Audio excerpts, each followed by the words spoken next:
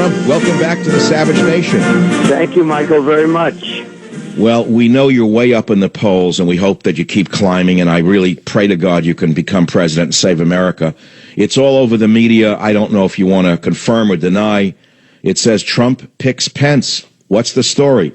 No, I haven't made that decision yet. I'll make it today probably, or maybe tomorrow.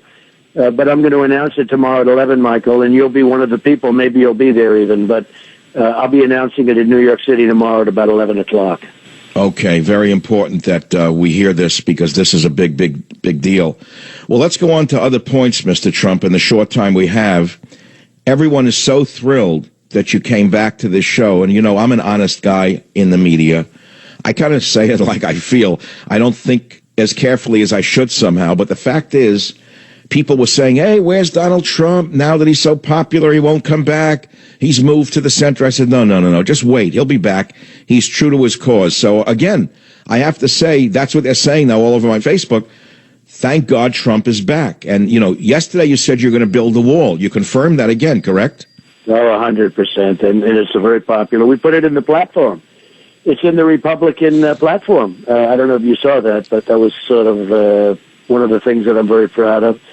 We did something else for the evangelicals, which is going to be fantastic. We're going to get rid of this Johnson change that was made years ago where it takes the power away from evangelicals and others of religion, and you'll see some things happening there that are going to be very good. We have some very good things put in the platform. One of the things put in, though, is the wall. And as far as being back to you, you've been so amazing to me, Michael. Of course I'd be back. I never heard anything. Otherwise, I would have called you 5 different times already.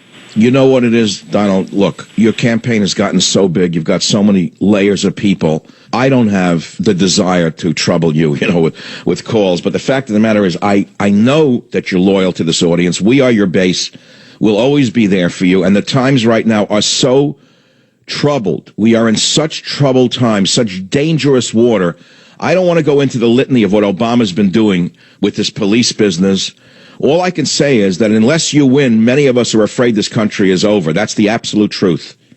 Well, Michael, I'm the law and order candidate, and I have a big heart. Believe me, I treat people fairly, but I'm the law and order candidate, and our police are being absolutely treated terribly. You look at what's going on, and they'll take a bad incident or 2 bad incidents or 3, but they don't show the millions of incredible things that take place over the course of a year. And, they're very restricted, and they are very, very concerned. The police of this country, these are great people that do a great job, and every once in a while, something will happen. I didn't like those 2 events, and you didn't like them either, Michael. You saw those 2 events that took place last week. And no, I went on the air saying I can't believe what I'm watching. It looks like an execution, but that's not an excuse to attack the thin blue line. It's all we've got between us and the wolves. Right. Well, you didn't like them, and I didn't like them. And whether it's training or whether it was just bad in terms of bad people, you just don't know. But I hated to watch that. I thought it was disgraceful. And maybe they'll have commissions ruling, and maybe there's something that you and I didn't see. But I'm pretty good at looking at things, and I hated it. With that being said, our police are incredible people. They do an incredible job. They don't get credit for the job they do. And we have to have law and order, and I am the law and order candidate. Hillary Clinton is not a candidate with law and order. I am the law and order candidate. Well, how could she be law and order when she just broke the law through her disorder, as we saw through those fake hearings? Donald, I have to ask you something. You just said you, Michael, didn't like those pictures of the 2 black guys being killed by the cops. How did you happen to know that? Did you actually hear my show? I don't think you're able to listen to the show while you're on the road, or did someone tell you that? I heard you say it. I heard you say it on a show. And I you know what? I heard you say it on the show. I do listen to your show. A lot of people listen to your show. I don't even know if you know how many people. So many people come up and they say, Michael Savage loves you. I say, well, that's good news. I think that's true.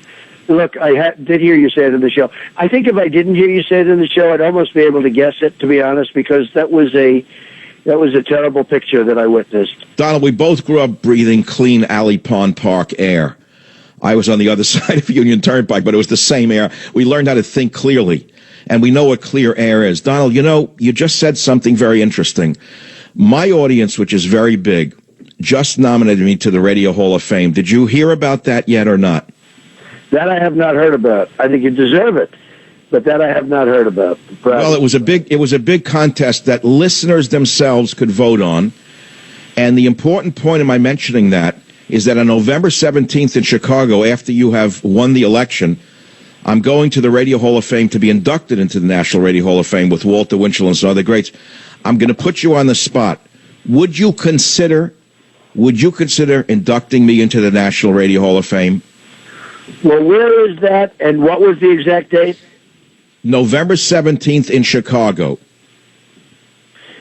Michael, that's like an eternity. Okay. No, I hear you. I understand, but I'm going to put it back out through your assistance, and it would be our great honor to have you do that, because this will be in the perennial Hall of Fame forever. And I don't think I'm that bad a guy that people would be afraid to associate with me, especially after the election. No, and you deserve it. You deserve it. You really do. You deserve it, and your audience deserves it, too. It's just such a long distance away. I just don't know what I'll be doing on that time. Who knows? Maybe negotiating with Russia so that we get, or maybe negotiating a trade deal with China so we stop losing the kind of money we're losing dealing with China. Maybe doing other things. So I don't know, Michael, but if I could, or if I could be a part of it in some way, I would be honored to. You are doing a great job, and you've been loyal to me from the beginning, and I appreciate it. Let's go into the platform, if you got a few minutes for the audience today. What are the other items, other than building the wall, that is on your platform, Donald? A few quick points, please. Well, we do. We have many items. We have a strong military, very strong military. We have very, very strong on trade, because people have gotten what I said about trade. And, we're all talking about free trade and fair trade. And my trade is basically, we want to make great deals for this country. Whether you call it free or fair, I could give you 10 different names for trade. I know every one of them. But the trade is about making great deals for our country. We don't make good deals for our country on anything.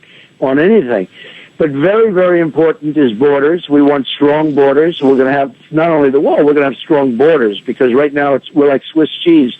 And as you probably heard, my endorsements from Border Patrol agents, and 16,500 Border Patrol agents, and Sheriff Joe Arpaio, who's the toughest and a fair guy, but the tough guy on the border, they've all endorsed me, which, frankly, they have never done that before. The Border Patrol agents have never endorsed a presidential candidate before. So we're going to have strong borders. We're going to have many things, and many, many great things. Many of the things I'm talking about. We're going to defend our Second Amendment, very strong, always obvious, but we're going to defend our Second Amendment, which, as you know, is under siege. Savage. Well,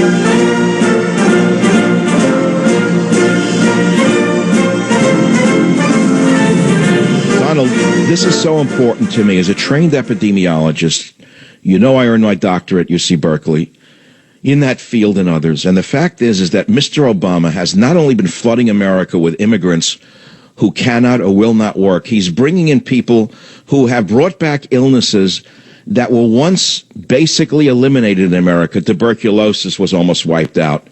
I can name 5 other diseases. He is bringing in diseased immigrants. We need a revamping inside the National Institutes of Health, and especially the Centers for Disease Control, because they're nothing but politicized hacks who do the president's bidding. They're no longer independent scientists. I'm going to say right now, Donald, I know it's a long way off. If you become president, I would offer my services for $1 a year to help you with that. I know an awful lot about it. It's a disaster to bring in diseased immigrants. Don't you agree?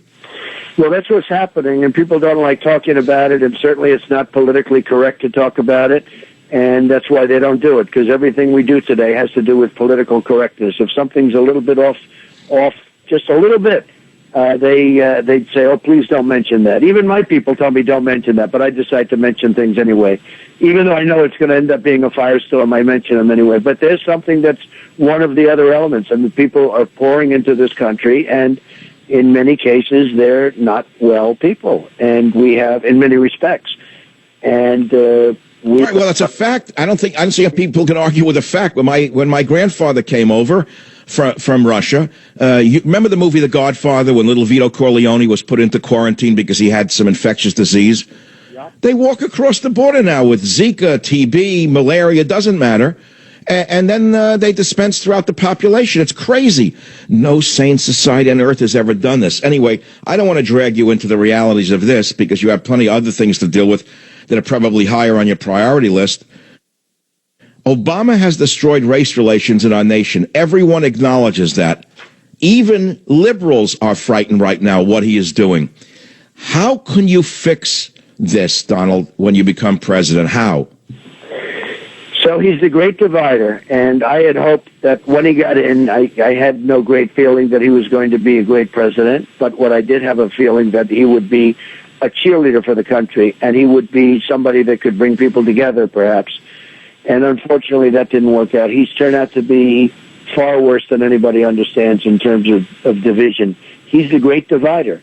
And we need somebody, obviously, we need jobs. We need all of those things. We need incentives, but we need jobs. And we're going to bring back jobs from other countries. We're going to bring back jobs from Mexico. We're not going to let these countries take our companies like they do, like we're babies. But one very important thing, I will be a cheerleader for this country. We're going to be a cheerleader for this country because right now our country has absolutely no spirit. You see what's going on in our cities now with the crime and the problems and the horrible situations that are occurring and really occurring, and you're seeing it very much over the last 2 weeks. But we will bring back spirit, and I will be a great cheerleader, among other things, for the country. Donald, but I think that's why you appeal to women and to minorities. It's because they also, I'm talking about the middle class in the minority groups. They want the American dream. They don't want a revolution. They don't want division. They don't want races fighting with each other. They came here to build a better life, and they want someone like you, and I've said it 100 times, who they can look up to give them a part of the American dream. And that brings us right to Hillary herself. She calls you divisive when she wants to carry forward Obama's identity politics, the exact opposite of what she's saying. She's the one who'll divide the nation even further. We all know that. Well, what she got away with her emails, I think it may be her greatest accomplishment, if you want to know the truth, because you look at the mistakes she's made. But I think her single greatest accomplishment will be the fact that she got rid of 33,000 emails and nobody even called her on it. She was proven to be a liar, and the director said she was a liar. The director of the FBI said she was a liar, and nothing happened. I think it's absolutely incredible. I think it's her greatest accomplishment in life. Donald, I know you're busy and you've got to run, but I want to say this. I hope you pick Mr. Pence over the G-Man for a number of reasons. Mr. Pence is new. He's fresh. He has a wonderful background and a wonderful family. He's not burdened with any baggage, and I think he's going to make a fabulous vice president and also really, I think, make the team 100% stronger. Well, he's a great guy, and they're all good. I mean, and many more beyond the three that you're talking about. We had some incredible people, and I haven't made that final decision, but I'll be announcing it tomorrow at 11, and you'll be listening, and I really appreciate your support. And if I can help you with your induction, if I can, I will do it in one form or the other. Before you go, I'm going to resend the announcement of that win, which was this Monday. I sent it to your assistants. I don't think they got it to you because of, what's going on. We'll make sure that you get a quick look at that story because you'll be quite surprised to find out who I was running against. Donald, you're a very competitive man. And I remember during your primaries, you went at your competitors with tooth and claw. People accused you of being too aggressive, too this, too that. And you said, no, first I have to beat them to get where I want to go. Remember that? I do. We have to win. I have the same kind of competitive streak in me. And so I beat the number one, guy in radio who was running against me. And I said he's a wonderful guy and a great competitor after the fight, as boxers do after a fight. They embrace each other. But I ran against a very, very hard couple of candidates, Donald. And I want to, again, say to you, keep fighting. Don't let them move you away from your points. In my opinion, it's what got you there that will get you there. That's the only thing I want to say. Well, I appreciate that, Michael, and I will. We will be fighting right till the end, and hopefully we'll win. And the expression, make America great again, that's what we're going to do. Donald Trump, God bless you. I can't wait to see the inauguration. All I want is an umbrella and a ticket. You will have it. Thank you, Michael. God bless America. Thank you, Donald Trump. Savage.